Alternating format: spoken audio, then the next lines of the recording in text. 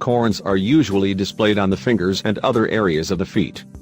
This problem occurs when too much friction, or pressure to the feet or hands applies, which creates a defense mechanism which protects the skin against blisters, or ulcers that can be infectious type. Although initially calluses do not generate any illness or discomfort, with the passage of time can become painful or difficult walks different daily activities.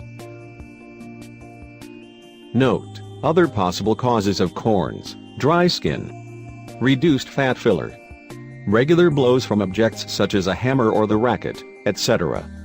As mentioned earlier, calluses usually occur in the feet, because when we walk, the foot is the part that is mostly exposed to pressure.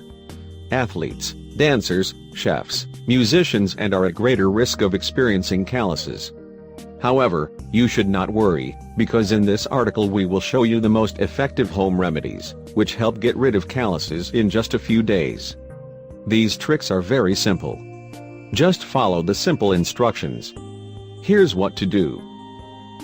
Bread and vinegar. You should definitely try this simple, but very effective. Just a piece of bread soaked in white vinegar, and put it on the corn.